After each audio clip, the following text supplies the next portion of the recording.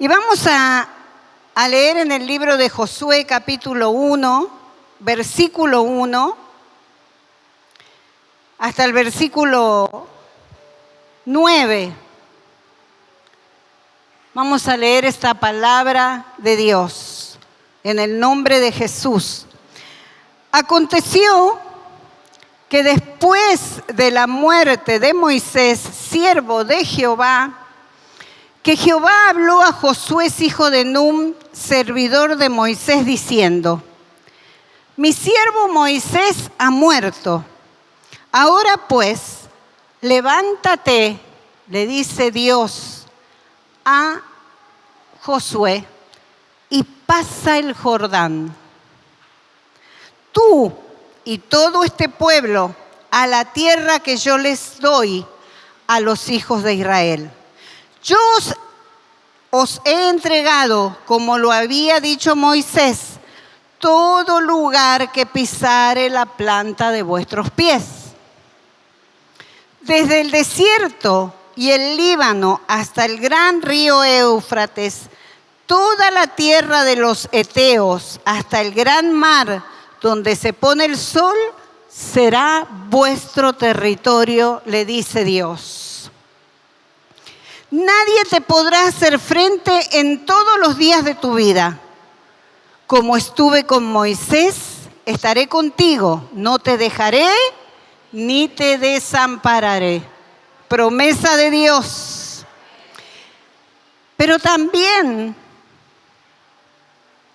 tenemos hermosas promesas. También tenemos retos de Dios para con nuestras vidas. Y en ese momento Dios le dice: mira a Josué, esfuérzate y sé valiente, porque tú repartirás a este pueblo por heredad la tierra de la cual juré a sus padres que le daría a ellos. Solamente esfuérzate y sé muy valiente para cuidar de hacer conforme a toda la ley de mi siervo Moisés te mandó. No te apartes de ella ni a diestra ni a siniestra, para que seas prosperado en todas las cosas que emprendas. Nunca se apartará de tu boca este libro de la ley, sino que de día y de noche vas a meditar en ella. ¡Qué tremendo! ¡Qué palabras, Señor! Para que guardes y hagas conforme a todo lo que Él está escrito, porque entonces harás prosperar tu camino y todo, ¿cómo va a salir? Mira que te mando, le vuelve a decir, que te esfuerces y que seas valiente, no temas ni desmayes, porque Jehová tu Dios estará contigo en donde quiera que vayas. Denle un aplauso a la palabra de Dios en esta mañana.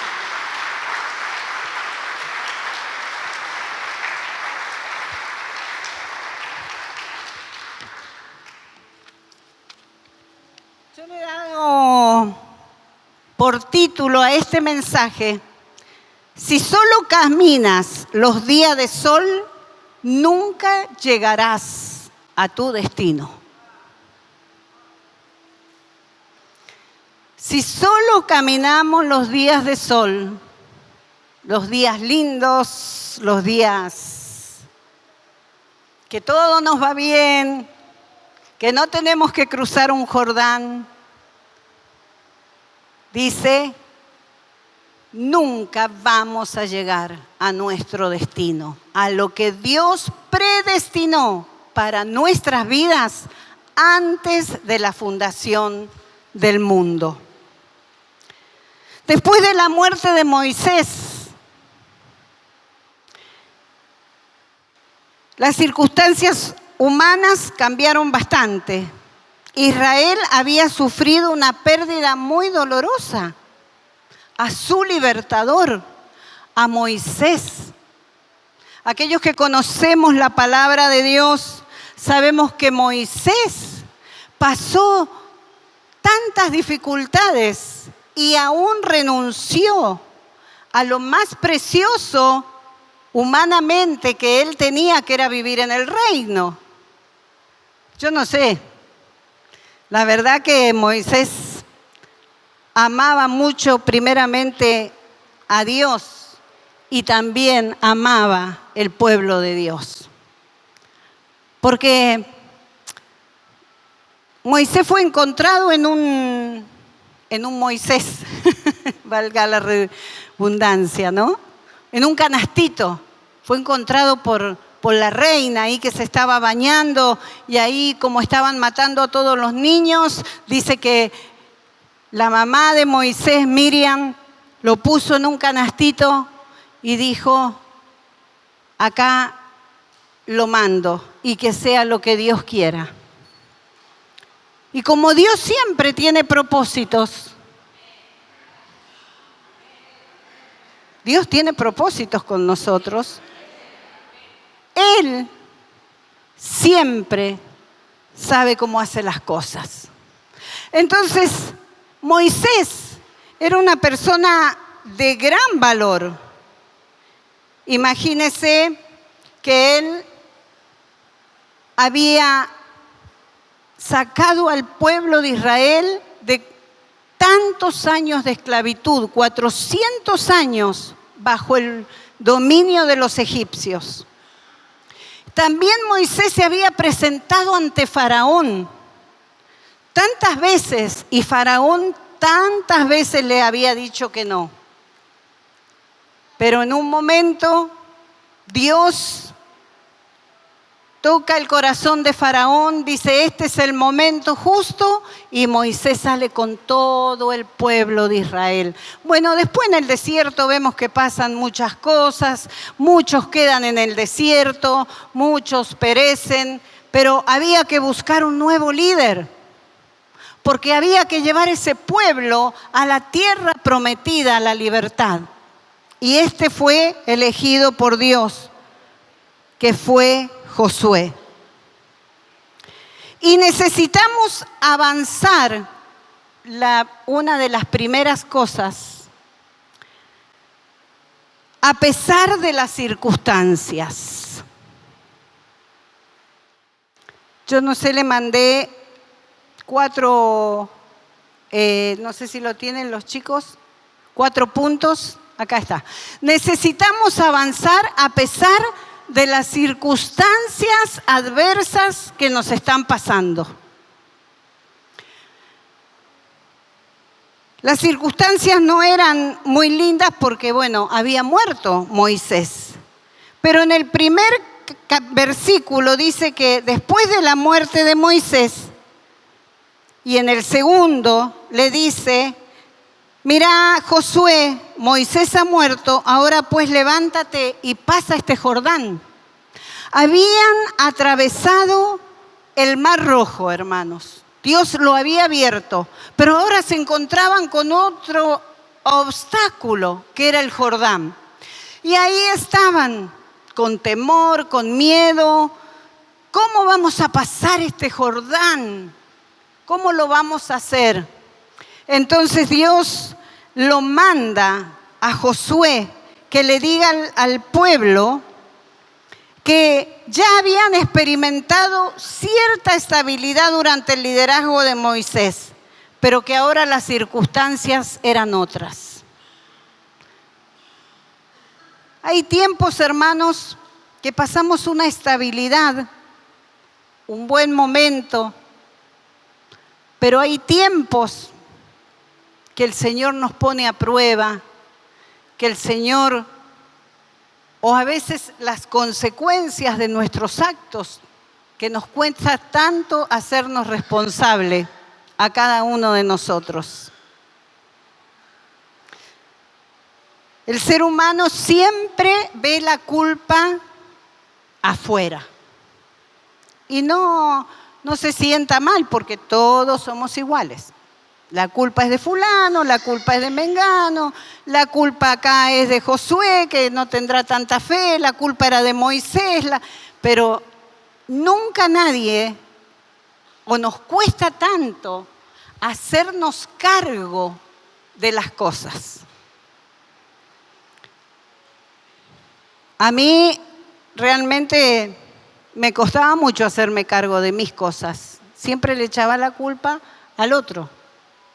Pero un día me di cuenta que me tenía que empezar a hacer cargo de lo que me estaba pasando. Que eran mis actitudes, que eran mi forma a lo mejor de expresarme, mi forma de hablar, mi falta de fe. Entonces, es tan fácil que la culpa, decía un pastor que ya está en la presencia de Dios, la culpa está soltera porque nadie se quiere casar con ella.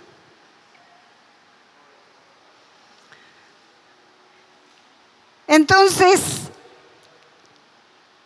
tenemos que avanzar, como acá manda Dios a Moisés y le dice que tiene que pasar ese Jordán. Hermanos, si todavía es posible que experimentemos ciertas inquietudes o dudas cuando estamos pasando momentos difíciles, inseguridades, pero Dios igualmente desea que nos detengamos en nuestro caminar y que avancemos, que continuemos, que pongamos la mira hacia delante.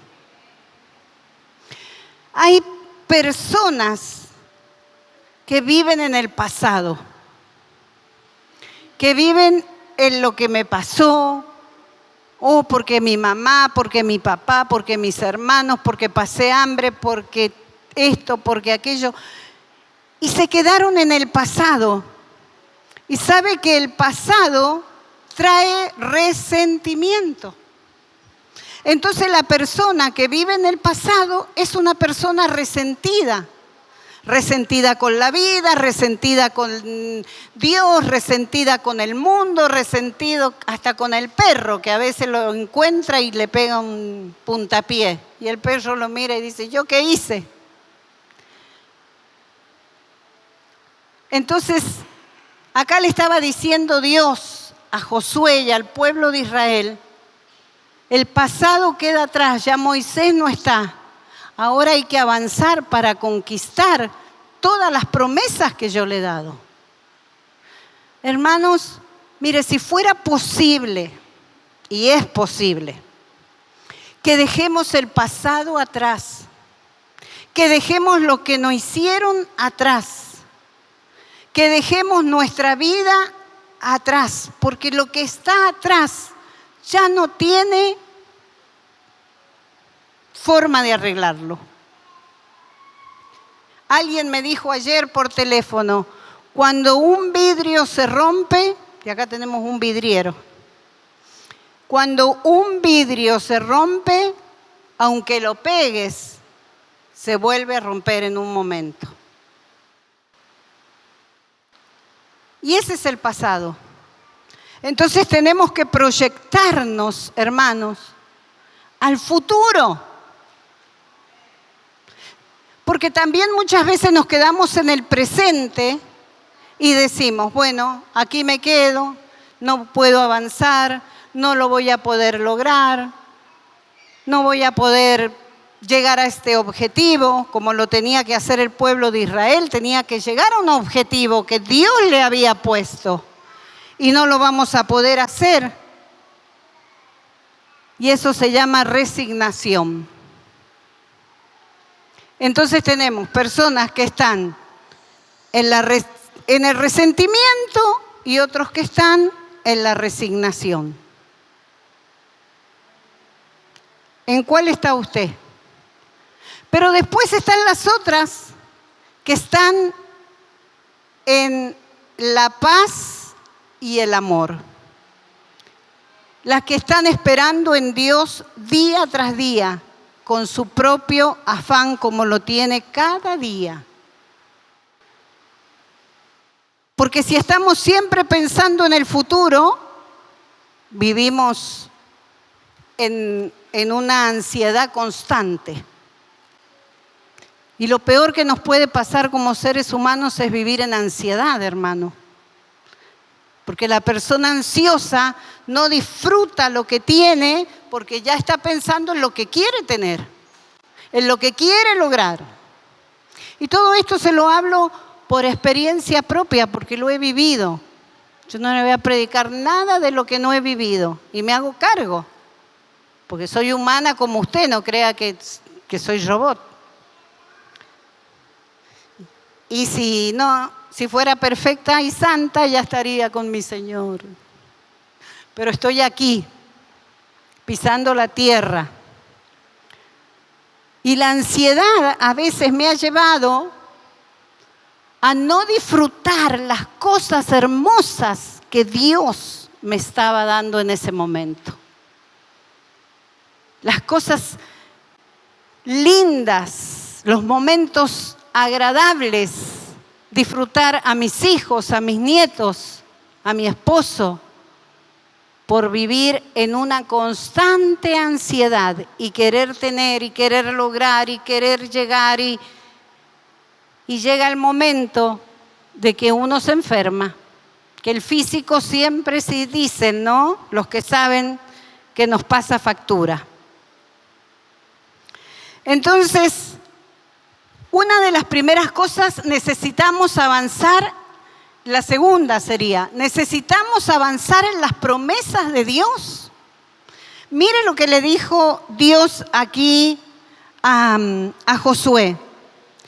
Desde el desierto y el Líbano hasta el gran río Éufrates, toda la tierra de los heteos, hasta el gran mar donde se pone el sol, será vuestro territorio.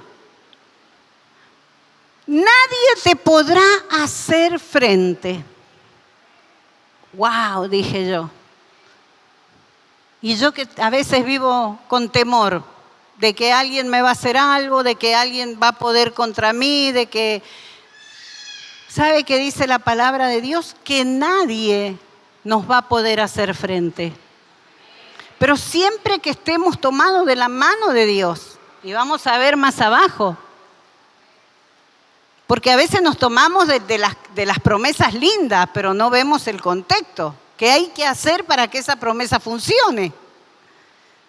Entonces le dice, y no solo que nadie te podrá hacer frente, sino que en todos los días de tu vida, hasta que el Señor nos lleve, como estuvo con Moisés. Ahí le dice Dios a Josué, mira, como yo estuve con Moisés, voy a estar contigo. No te voy a dejar ni te voy a desamparar. En esta mañana Dios nos dice,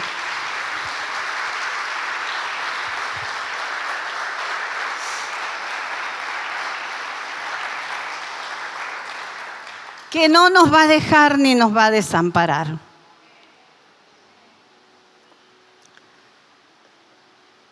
Todos hemos tenido, hermanos, circunstancias, pero terribles. Y si nos ponemos a contar, seguramente todos vamos a terminar llorando o riéndonos, según de la forma que contemos la narrativa. La podemos contar con mucha tristeza o la podemos contar con alegría, aunque haya sido una tragedia. Yo siempre prefiero contar mis narrativas con algo de humor. Ah, sí, me caí, me quebré los 2 brazos. Ah, pero no sabés lo que es estar, que te lleven al baño, que te traigan, que te bañen, que quieras tomar un mate y que no podás. Y lo trato de contar porque si no lo podría contar, no sabés lo que es quebrarse, lo peor que te puede pasar en la vida, te sentís una inútil. ¿Y de qué me sirve contarme la narrativa o lo que me pasó con tristeza, amargura y que el otro se sienta más triste de lo que vino? Entonces, si vamos a contar algo, pongámosles un poquito de humor, pongámosle una narrativa más feliz. Mire, cuando nosotros llegamos a San Luis con mi esposo, Yo era muy jovencita, tenía 27 años. Romina tenía 5, Miguel tenía 33. Y éramos, al menos yo era una joven que yo me considero que había vivido en un frasco de dulce de leche. Porque mi papá era pastor. Y yo de niña, de que tengo noción, mi papá me llevó a la iglesia, mi mamá. Y entonces nunca salí a hacer cosas, no me llamó la atención nunca el mundo, le doy gracias a Dios. Yo no tengo un testimonio, conocí al Señor, después me fui a la droga, después volví. No, yo no tengo ese testimonio, pero sí tengo un testimonio hermoso que siempre serví al Señor, que para mí es lo mejor. Y a veces esos testimonios no valen mucho, no los invitan. Vení y contá cómo hiciste para servir a Dios. Pero bueno, si uno fue y acuchilló a uno y después se arrepintió, ese testimonio vende. ¿Vio? El ser humano es así. Entonces, cuando llegamos aquí a San Luis, no fue fácil, hermano. Primero que a mí me costó 2 años desarraigarme de mi familia, de mi papá, mi mamá, mis hermanas, la iglesia. San Luis, lo que es hoy San Luis, aunque ahora está volviendo a ser un poquito como era en aquella época con todos los basurales que hay. Pero es ese basural que tenemos ahí enfrente, que siempre la iglesia limpia, hoy hemos dicho no, lo vamos a dejar, porque basta de la iglesia limpiar a los maleducados que tiran la basura en cualquier lugar. Pero no sabe, hermano, lo que era San Luis. Le estoy hablando 33 años atrás. Los que nacieron acá me van a decir que sí. No era nada que ver a lo que soy. Y mire, nosotros en un momento teníamos o la posibilidad de cruzar el Jordán. Gracias, Sandra. Teníamos la posibilidad de cruzar el Jordán o la posibilidad de volvernos atrás. Y cada vez que con mi esposo decíamos, mañana hacemos las valijas y nos volvemos a Mendoza, llegaba un matrimonio nuevo, llegaba una persona nueva a la iglesia, ahí al saloncito que alquilábamos, que era techo de chapa y que en ese lugar, hermano, así, si afuera hacía 30 grados, ahí hacía 40. Y vivíamos en un salón que lo habíamos dividido con mi esposo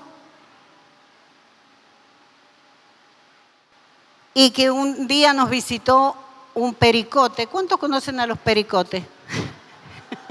Son ratones grandes. Y Marquito era recién nacido y yo le decía a mi esposo, teníamos le voy a contar cosas que... teníamos esos muebles que ya ni existen, que era como de todo seguido, era la cómoda, las mesitas de luz, la cama, y abajo tenía un espacio. Entonces yo en la noche sentía que se movían esos muebles. Y yo decía, ay Señor, un espíritu inmundo que anda acá adentro en el nombre de Jesús. ¿Qué espíritu inmundo? Era un pericote, hermano. Que un día llegamos y mi esposo, teníamos un Renault 12 y enfoca así, y se metió debajo de la plataforma, que era unas maderas con una alfombra. Ah, ahí estás. Este es el que hace ruido. ¿Sabe que yo tenía cesárea? Por eso por ahí tengo tantas operaciones de menstruaciones. Tenía cesárea, pero yo decía, ¿será una víbora? ¿Me puede picar el niño, morder? No sé. Entonces yo corría a los muebles, fajada, y no había nada. Y yo decía, ¿pero qué es esto? Y entonces el otro día le decía a mi esposo, me quiero volver a Mendoza, no quiero estar aquí más en San Luis. ¿Por qué vinimos acá? Si allá teníamos una casa linda, vos tenías un trabajo hermoso, teníamos vacaciones, teníamos aguinaldo, los dos trabajábamos. ¿Y por qué tengo que estar acá conviviendo con las ratas, los pericotes? Bueno, la queja. Siempre la queja. Y ahí nos quedaba, o cruzamos el Jordán o nos volvemos atrás. Hermano, eso es lo mínimo que le puedo contar de las cosas que hemos vivido y hoy Dios nos ha dado una hermosa casa, aunque los pericotes siguen caminando por el Libustrí. Estaba sentada así en el parque y veo, ¡ay, qué es eso! La madre, el hijo, los niñitos, todo caminando, por el... ¡Ay! Le digo, Miguel, nos han invadido otra vez los pericotes, como hace 30 y pico años atrás. Bueno, ya una amiga me dijo que a ella le pasa lo mismo, lo que tengo que hacer. Pero ahí ya no dije, me quiero volver a Mendoza. Ahí dije, no, de acá me voy al Caribe. Que hubiera Mendoza. Pero, hermanos, Dios hoy nos ha bendecido con una hermosa casa. Pero ha sido tiempo de trabajo, tiempo de avanzar, tiempo de no quedarnos. Hermanos que han estado al lado nuestro, hermanos que nos han apoyado, hermanos que han dicho, mire, pastores, esto no es para la obra de Dios, esto es para ustedes. Porque si ustedes están mal, nos decían, nosotros estamos mal. Pero si ustedes están bien, la iglesia va a estar bien. Imagínese, si usted llega a un lugar y encuentra unos pastores todos desanimados, todos tristes, todos amargados, ¿cómo se va a ir usted de ese lugar? Por eso qué importante cuando Hur y Aarón le levantaban los brazos a Moisés. En vez de criticar a Moisés mira Moisés, no tiene fuerza, se le caen los brazos. Mira Moisés, ¿cómo puede ser que es el siervo de Dios y que no levante los brazos? En vez de ser una persona que vive en la crítica, tuvo dos personas a su lado, que uno era su hermano Aarón y otro era Hur. Y cada vez que Moisés necesitaba que el pueblo estuviera ganando la guerra, le levantaban las manos a Moisés. Hermanos, si usted quiere ganar guerras, tiene que levantarle las manos a quien es su líder.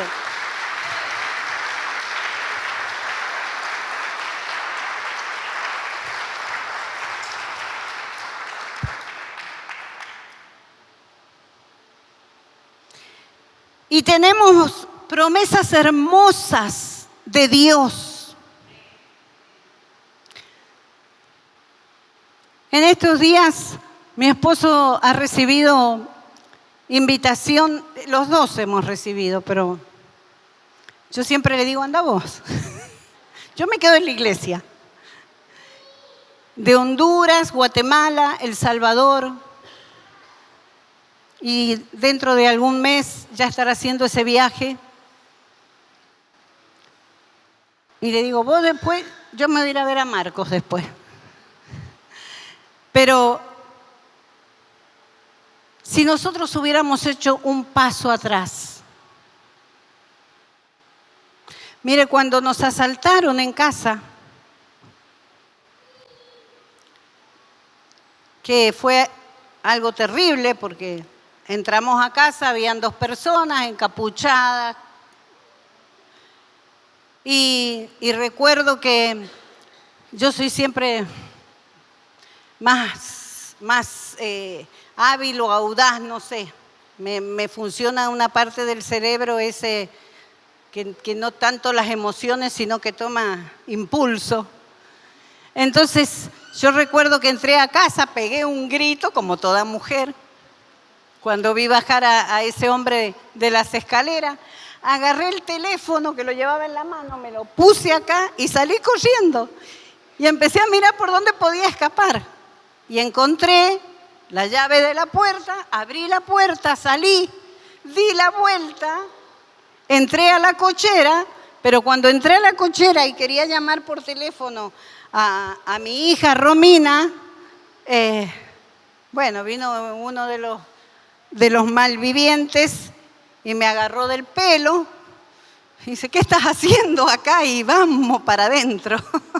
Y cuando me llevó ahí al living y estaba mi esposo parado peleando con el delincuente, con un arma, el otro. Claro, mi esposo vio que me traía del pelo, dice, a ella no la toques, déjala. Cállate, pastorcito, y no sé qué más le dijo, y ahí salió el disparo. Y ahí yo lo veo caer a mi esposo y ahí me tiran al suelo. Después, bueno, la mayoría de los hermanos saben todo lo que pasó. Sabe que no fue fácil, porque mientras Miguel estaba así herido en su pierna, a mí me pasearon 40 minutos con un arma en la cabeza por toda la casa. Y yo le decía, mirá, lo que le estás haciendo, se lo estás haciendo a una hija de Dios, vos no sabés cómo te va a ir, cállate. Las peores palabras y más humillantes me la dijeron en ese momento. Pero yo le volví a decir, Dios un día te va a pedir cuenta, pero arrepentite, porque esto, cállate, no me hables de Dios. Y me seguían paseando, me tapaban, me ataban, me desataban. Mire, hermano, me ataron 3 veces las manos atrás con alambre y las 3 veces me desaté. ¿Cómo lo hice? No sé. Y en el último momento Miguel me dice, quédate quietita, porque te van a dar un tiro a vos. Él es más pasible, estaba en el suelo con el tiro. Y yo,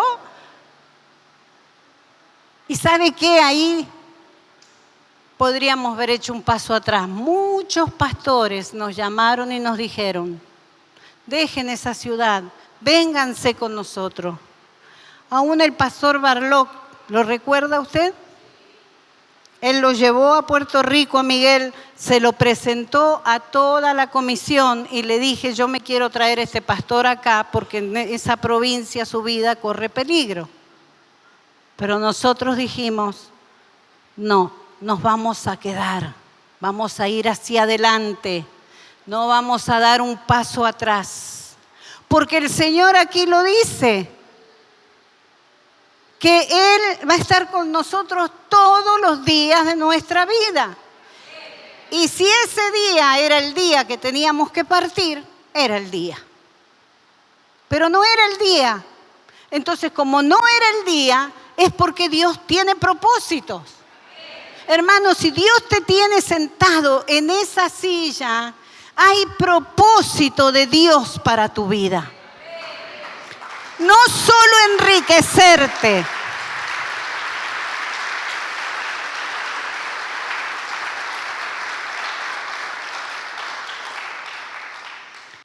No solo enriquecernos materialmente, porque eso va y viene. La orina dice que corrompe todo eso, pero lo que nosotros hacemos para Dios, eso queda registrado en los cielos. También necesitamos, hermanos, el número 3, avanzar dando todo lo que está a nuestro alcance. Mire lo que dice la palabra de Dios, esfuérzate y sé valiente, porque tú repartirás a este pueblo por heredad la tierra que juré a sus padres. Solamente esfuérzate. La presencia de Dios y su mano, que es tan poderosa, va con nosotros. Dios ya había entregado a los enemigos al pueblo de Israel. Porque Dios ya le había dicho, yo voy a estar con ustedes, nadie le va a hacer frente. Entonces, ¿cómo entendemos que si Dios le está diciendo que está peleando por ellos, ¿cómo entendemos que si Dios le está diciendo que nadie le va a hacer frente y después Dios le dice, Josué, esfuérzate y sé valiente? Yo voy a pelear, yo voy a hacer frente, pero vos tenés que poner tu parte, Josué. Y a veces nosotros nos quedamos con esas promesas. Dios está conmigo, nada me va a pasar. Dios está conmigo, ya Él está peleando, pero no oro, no me esfuerzo para servir a Dios, no me esfuerzo para predicarle a otro, no me esfuerzo para ser valiente. Y Dios nos está diciendo, yo estoy con vosotros, pero también ustedes pongan su parte. El otro día, como yo soy un poquito más picuda, le digo a Miguel, a la gente en general, un juicio, rejuicio mío, ¿le importará la iglesia, Miguel? ¿A la gente le importará Dios? ¿Al ser humano le importará? ¿Tendrá empatía con el que está a su lado? ¿Le importará? ¿Le importaremos nosotros? Le dije yo. Y Miguel me mira porque no sabe qué responderme a veces. O si sabe, se callará, no sé. O dirá, esta está más loca, más vieja, más loca. Mire, mi mamá le decía cosas a mi papá y mi papá le decía, cállate, vieja loca. Entonces mi mamá se daba vuelta y decía, ¿qué me dijiste? Vieja cara de losa. La arreglaba ahí nomás, ¿no? Y nosotros ya eran grandes ellos y él lo hacía para reírnos. Nosotros nos reíamos, los nietos, las hijas. Y yo me he hecho esa pregunta. Y aún me la he hecho yo. Señor, ¿hasta dónde me importa tu casa? ¿Hasta dónde me importa, Señor, la iglesia? ¿Hasta dónde me importas tú, tu sacrificio que hiciste en la cruz del Calvario? Una linda pregunta para que en esta mañana nos hagamos.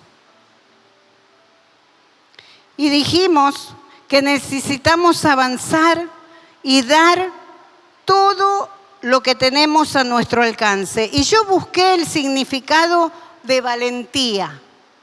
Y dice, la valentía está asociada al valor.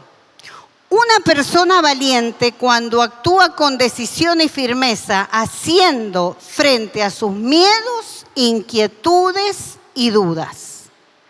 Es habitual asociar valentía a los grandes actos, pero no nos olvidemos que la valentía se demuestra en pequeños actos y comportamientos cotidianos. Uy, qué valiente esa persona, mira lo que hizo. Pero usted también es valiente, hermano, en lo que hace todos los días. Las mujeres en la casa, mire que somos valientes haciendo malabares para cocinar, con lo caro que está todo. Y ayer le decía a Miguel, porque él viene, ¿qué vamos a comer? Bueno, un día pensá vos qué vamos a comer. No, dice que vos en un ratito haces algo. Y tenemos que tener valentía para ir a trabajar, que es un pequeño acto cotidiano de todos los días. Valentía, hermano, permanente. Entonces dice que la valentía actúa con decisión, firmeza, haciendo frente a los miedos. ¿Cuántos tenemos miedos? Todos tenemos miedo, no se haga el fuerte acá. Yo muchas veces he tenido miedos en enfrentar cosas. Inquietudes y dudas, un montón. Pero debemos avanzar con paso firme para poder cruzar el Jordán. ¿Usted en esta mañana visualizó cuál es su Jordán? Yo lo visualicé. ¿Cuál es el Jordán que tengo que cruzar para tener y obtener las promesas de Dios? Y por último, necesitamos avanzar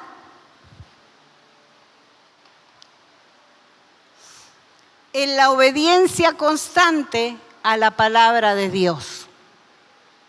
Mire, hermano, qué importante que es saber la palabra de Dios. Yo agradezco al Señor porque, mire, yo me olvido, le pregunto el nombre a alguien, ¿cómo te llamas? Rosa, me doy vuelta. Ay, ¿cómo se llamaba? Terrible. Busco algo, no lo encuentro, lo guardo también, ya lo voy a encontrar, digo. No sé si a usted le pasará lo mismo, pero de la palabra de Dios no me olvido. La palabra de Dios está aquí en mi corazón. Y cuando yo estoy hablando con alguien, muchas veces de mi profesión, y ellos me dicen algo y yo le digo, ¿sabes por qué? Porque la Biblia dice esto y esto y esto. Mira vos. Porque, hermano, todo lo que pasa allá afuera está en la palabra de Dios. Entonces, cuán importante es saber la palabra de Dios y avanzar constantemente en la palabra de Dios, porque Dios le dijo, nunca se apartará de tu boca este libro de la ley, sino que de día y de noche meditarás en él. ¿Para qué? Para que guardes y hagas conforme a todo lo que está escrito, porque entonces, ¿qué va a pasar? Va a prosperar nuestro camino. No, yo no voy más a la iglesia de Lechegaray, porque veo así, no voy más a la iglesia de Lechegaray porque ahí mi camino no prospera, no hay bendición. Pero es que no es la iglesia ni de Lechegaray, ni del fulano. Soy yo, que si guardo la palabra de Dios y la cumplo, voy a hacer prosperar mi camino.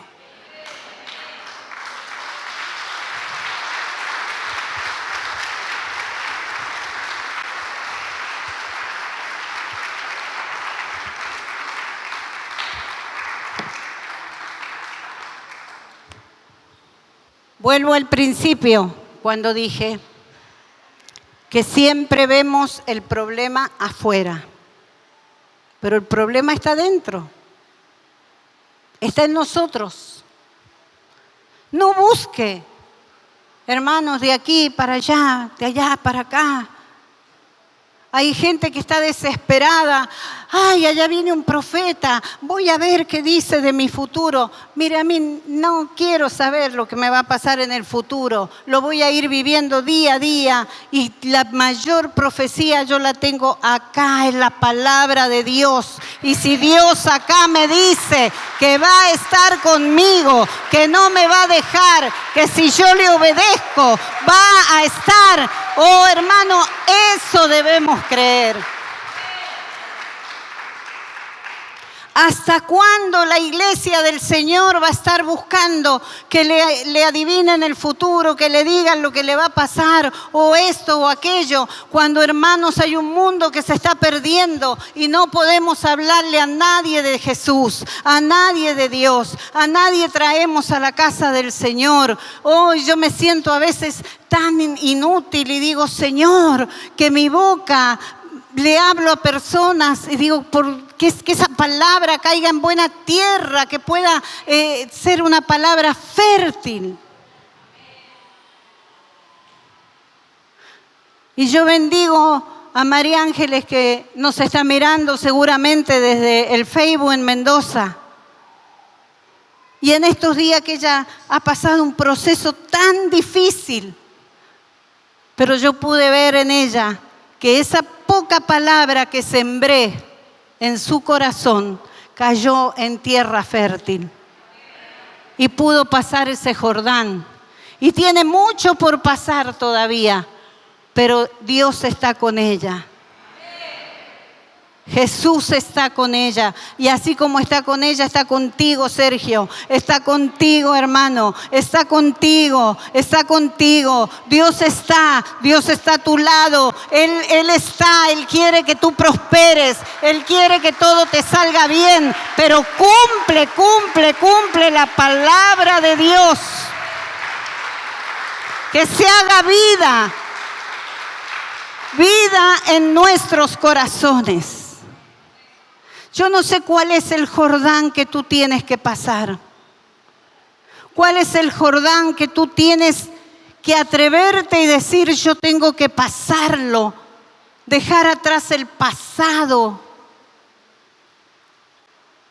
¿Cómo puede ser que si tú has recibido a Cristo en tu corazón, el pasado vuelva? En ese momento tienes que pararte firme y decir, yo soy un hijo de Dios. Dios está conmigo. Dios bendiga a cada hermano que está sellando en esta mañana su palabra. Y la está creyendo. ¿Sabe que cuando Jesús estaba en Galilea, no hizo nunca un milagro?